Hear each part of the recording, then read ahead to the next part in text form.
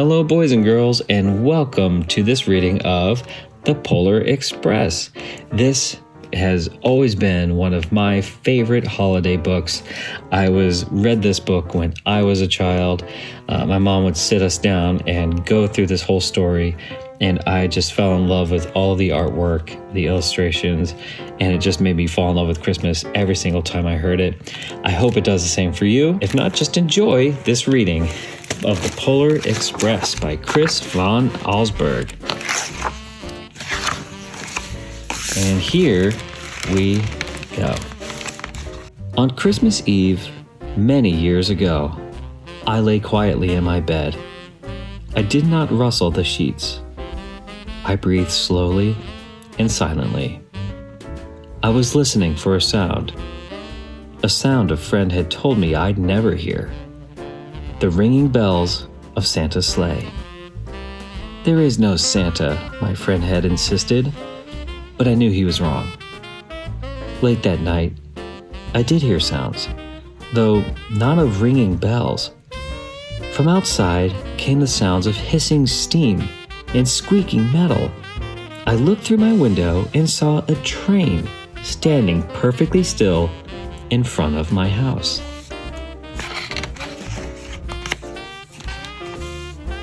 It was wrapped in an apron of steam. Snowflakes fell lightly around it. A conductor stood at the open door of one of the cars. He took a large pocket watch from his vest, then looked up at my window. I put on my slippers and robe. I tiptoed downstairs and out the door. "All aboard!" the conductor cried out. I ran up to him. "Well," he said, "are you coming?" "Where?" I asked. "Why, to the North Pole, of course," was his answer.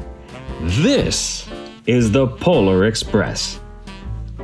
I took his outstretched hand, and he pulled me aboard.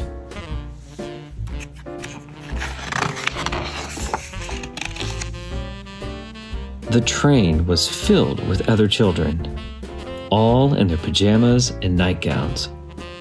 We sang Christmas carols and ate candies with nougat centers as white as snow. We drank hot cocoa as thick and rich as melted chocolate bars. Outside, the lights of towns and villages flickered in the distance as the Polar Express raced northward.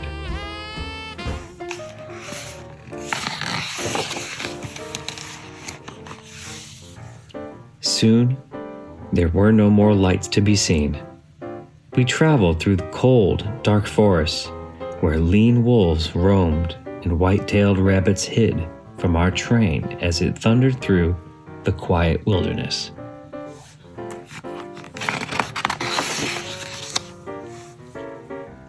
We climbed mountains so high it seemed as if we would scrape the moon. But the Polar Express never slowed down. Faster and faster we ran along, rolling over peaks and through valleys like a car on a roller coaster.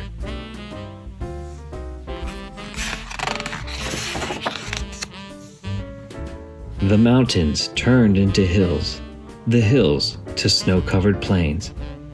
We crossed a barren desert of ice, the great polar ice cap. Lights appeared in the distance. They looked like the lights of a strange ocean liner sailing on a frozen sea. "There," said the conductor, "is the North Pole."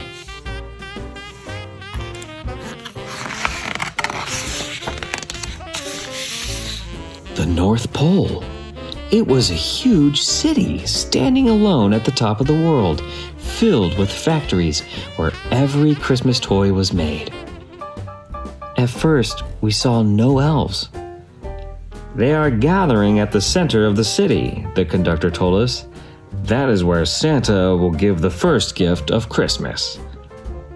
"Who receives the first gift?" we all asked. The conductor answered, "He will choose one of you."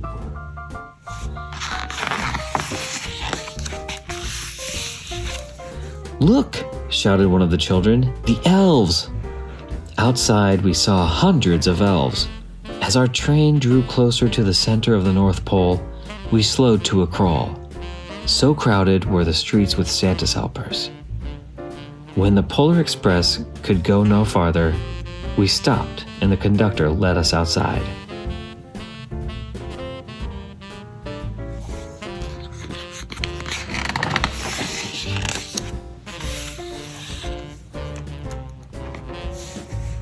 We pressed through the crowd to the edge of a large open circle. In front of us stood Santa's sleigh. The reindeer were excited. They pranced and paced, ringing the silver sleigh bells that hung from their harnesses.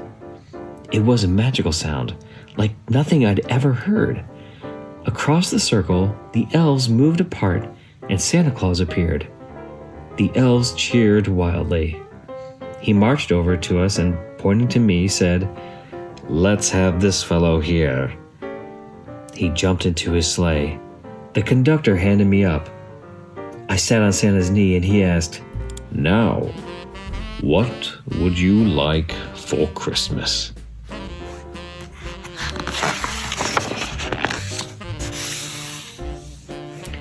I knew that I could have had any gift I could imagine, but the thing I wanted most for Christmas was not inside Santa's giant bag. What I wanted more than anything was one silver bell from Santa's sleigh. When I asked, Santa smiled. Then he gave me a hug and told an elf to cut a bell from a reindeer's harness. The elf tossed it up to Santa. He stood holding the bell high above him and called out, "The first gift of Christmas!"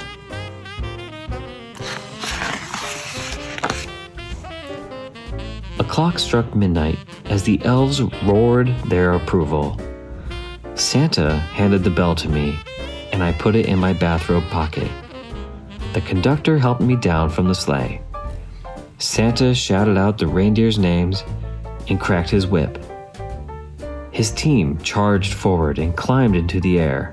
Santa circled once above us, then disappeared into the cold, dark polar sky.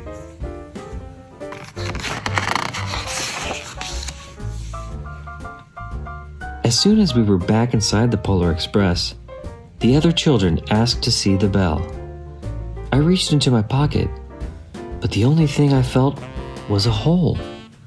I had lost the silver bell from Santa Claus's sleigh. "Let's hurry outside and look for it," one of the children said. But the train gave a sudden lurch and started moving. We were on our way home.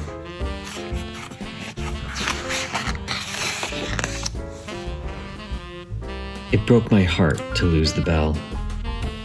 When the train reached my house, I sadly left the other children.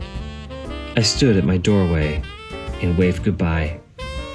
The conductor said something from the moving train, but I couldn't hear him. "What?" I yelled out. He cupped his hands around his mouth. "Merry Christmas!" he shouted. The Polar Express let out a loud blast from its whistle and sped away. On Christmas morning, my little sister Sarah and I opened our presents. When it looked as if everything had been unwrapped, Sarah found one last small box behind the tree. It had my name on it. Inside was the silver bell.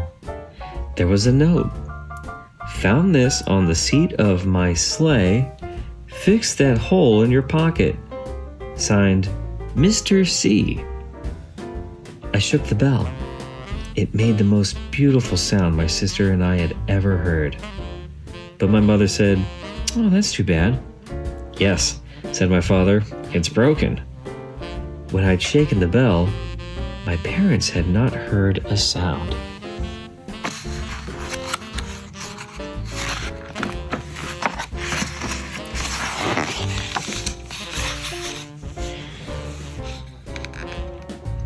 At one time, most of my friends could hear the bell. But as years passed, it fell silent for all of them. Even Sarah found one Christmas that she could no longer hear its sweet sound. Though I've grown old, the bell still rings for me, as it does for all who truly believe. The end.